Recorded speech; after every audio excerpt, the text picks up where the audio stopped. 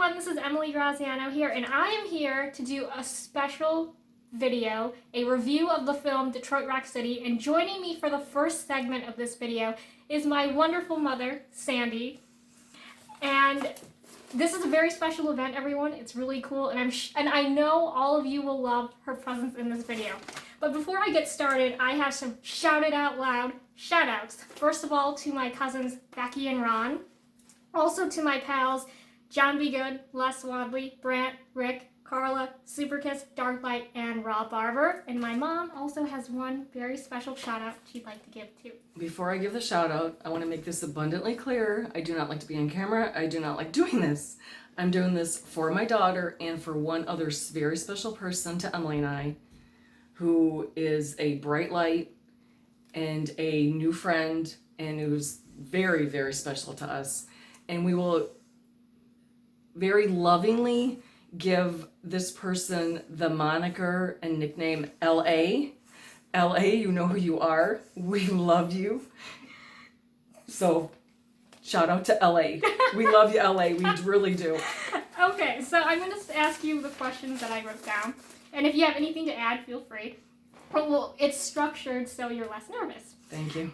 Okay, the first time you saw it was in 1999 when it initially came out. What were your thoughts to the buildup of it, and when you saw it for the first time, did you like it? The buildup was great. Once I saw it, and Kiss was in the last 30 seconds, I was disappointed. I wanted Kiss to be in it a lot more. I'm sure that you're not the only fan that feels that way. I'm sure. Okay, as a kid of the 70s, how accurate were the props, and did it feel immersive in the 70s to you? The clothing, the hairstyles, it felt like the 70s, except my mother wasn't that mom in the movie. She was way cooler. My mom was playing Kiss music and listening to Kiss music with me. Because Grandma was really cool. My mom was cool. Yes, she was. Okay, what are your thoughts on it today as you've just watched it for the second time in your adult life? This has been about the fourth time in my adult life. Oh, okay. And my mom always taught me if I didn't have anything nice to say, don't say anything at all. The soundtrack was great. I love the soundtrack. I feel like the movie was basically made for horny teenage boys, to be honest with you. This is what we love, people. Honesty. Yeah, that's kind of the way I feel. I mean... Okay, your thoughts on Shannon Tweed's role in this movie? Okay, I honestly think Shannon was only in it because she was with Gene, as Pamela Bowen at the time was with Paul. I didn't see the scenes with her, I didn't see any reason.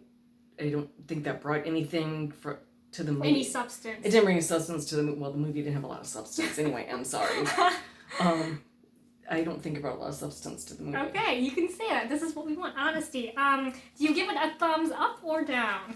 I give a thumbs up and a thumbs down because the music. The soundtrack was great. Loved the songs, other than the couple. The AC/DC cover over the credits. Yeah, the cover over the credits of AC/DC. I did not really like that. It was entertaining. That's a good term. I'm gonna leave it at that. Okay, and any closing remarks before your segment is done? A very appreciated segment.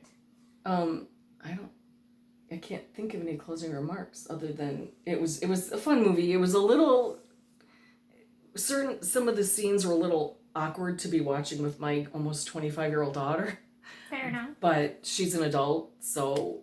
And you're older than you were when you watched it the first time, so now some scenes probably just. I was in my 30s, I think. Yeah. When I first watched it. And now you're 20 years older, as we all are, and some scenes you can't handle, like you were looking down. Well, the vomiting scene, no, I can't handle the vomiting scene. You couldn't handle it back then, but now it's just it was just gross. Too over the top. Yeah. Too extreme. A lot of it was a little over the top, but I mean, the whole premise to me was the fans these four kids wanted to do anything they could do to get to the Kiss concert, and some of that was a little bit. Yeah, that's the spirit. You love kiss, but it was just a little over the top.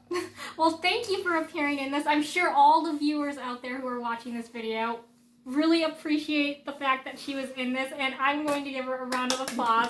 Give her some love in the comments, everybody. Thank you so much for appearing on this. Anything for you, Em. And LA. Anything for you too, LA. We love you. Thank you. And that was my mom. She's so awesome for appearing in that segment, but I'm going to give you some rundowns of my opinions. Okay, so like I said, Detroit Rock City came out in 1999, and it's these 4 guys, and they will do anything to get to the Kiss concert. So let's start with the intro scene where the mom, I'm forgetting her name. Honestly, I'm so sorry. I just watched this, and honestly, the names didn't really come natural to me. It was the mom. The mom, when she's going downstairs to put on the Carpenters, and she puts on Kiss instead, accidentally. The line in the face scene is absolutely priceless. Just the look on her face. I thought that was hysterical. I just had to get that out in the open. Okay, so let's talk about the over-the-topness of this movie. It almost gave me a very, very cartoony vibe, like just stunts and gimmicks that you would see in cartoons, like the ladies' room scene when all the bathroom stalls collapsed. That was very cartoony, laughable, very laughable, really fun. The PA announcement with Jeremiah, this is your mother, that, with the whole school listening, that was over the top. The church scenes were very over the top. Any of the church scenes and the priests, as someone who was raised Catholic, I have a lot of faith in God, I do, but I'm not really a churchgoer. I've just never liked going to church, but that's a whole other tangent. But the church scenes were very funny. I thought those were kind of funny just because and especially if you know what they're talking about, it just got really funny. The dogs and the security scene, that reminded me so much of a cartoon. And also the robbery scene and the aftermath of that was very cartoony. And at first, I thought that the guy who appeared, the robber that appeared, was like the imagination of the guy. I'm sorry, guys, I forgot the kid's name who has the drugstore hold-up robbery scene. But at first, because the actor looked like him, I thought it was an older version of him, like in his mind or something. Like he's imagining, is this what I'm gonna be like when I grow up, type of scenario. And my mom's like, no, I know it's not a scene where he's just imagining. So I'm like, oh, okay. But that was kind of over the top. And playing into that, the ridiculousness of this movie, the mom had to be one of the funniest characters in the whole thing. The way she said, Jeremiah? You couldn't stop laughing. And like I mentioned, the mugging punch sequence in the drugstore with the robbery scene. And then the security dog scene, again, that was ridiculous but funny. But I will mention the little basset hound was so cute. And I'm sure those German Shepherds and Rottweilers were equally as cute. They had to be well-trained dogs to appear in the film. Sorry, people, I'm a dog person. Okay, anyway, the punching sequence, when they say we're just going to punch each other, that was a little bit too ridiculous for my taste. I'm like, are you kidding me? After all of this debacle, you're just going to punch the hell out of each other to get to the Kiss concert and go up to security and say, man, we got mugged. That was absurd. I'm sorry. Okay, let's discuss the Gene aspect of this film. Gene Simmons was producer, and in the one scene you can see like the back of Gene, like it was probably a stand-in for him, like a double or something. You just see the back of him walking with the girls to the tour bus, and I didn't even notice it at first, but my mom's like, there's the Gene, and I'm like, oh. And then the other thing about this was the Paul and Gene emphasis when I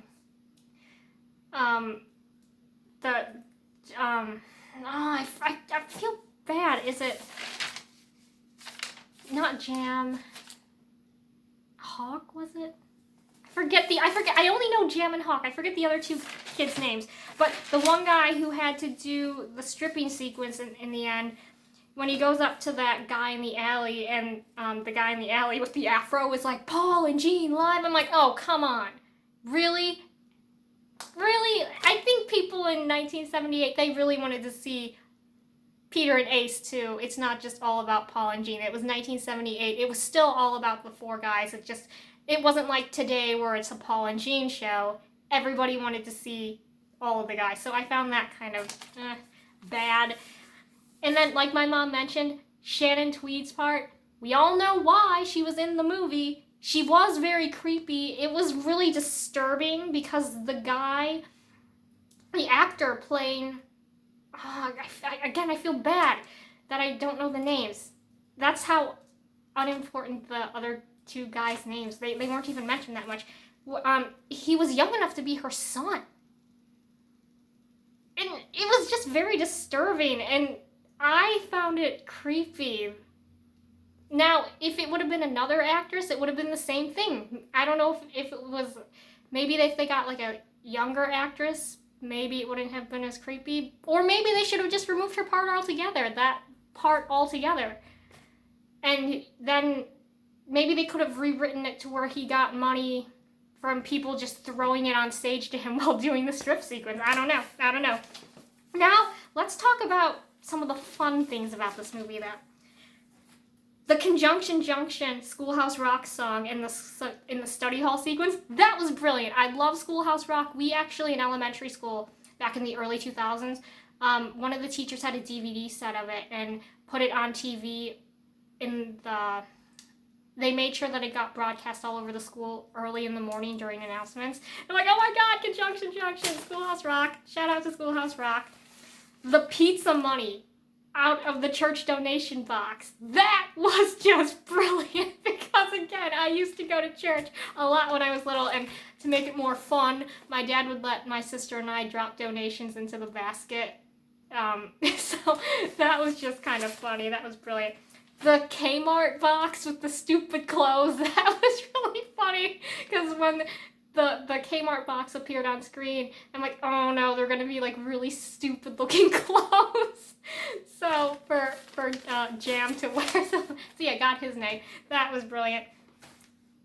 And the Hell's Kitchen theme song playing during the scene they announced the stripper contest winner. That was brilliant because I'm a big fan of Gordon Ramsay, and I'm like, oh my God, it's the Hell's Kitchen theme song. And my mom, she says to me, well, Hell's Kitchen wasn't a thing back then. I'm like, I know, but still, it's still the Hell's Kitchen theme song. But so I had to bring that up. Let's get to the soundtrack. That was the best part of the whole movie. I would look over and I would hear my mom, like, tapping her foot or moving her head, bopping her head along to the song, quietly singing along. So that was really sweet. There's Kiss, of course, Thin Lizzy, Cheap Trick, AC/DC, Van Halen, Black Sabbath, and I'm just hitting the surface of that. That was brilliant. I thought that the soundtrack brought a lot of life to the movie, and even if you weren't interested in what was going on, you would pause for a second and say, hey, this song, I love that.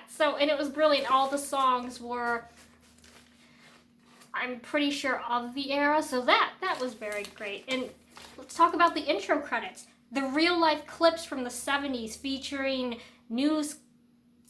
both news print articles and also footage. The footage of the Cadillac, Michigan event and the Mego Dolls commercial, that was brilliant. And of course, in the credits, the end credits, that is, who do we see as the technical advisor to that? Tommy Thayer.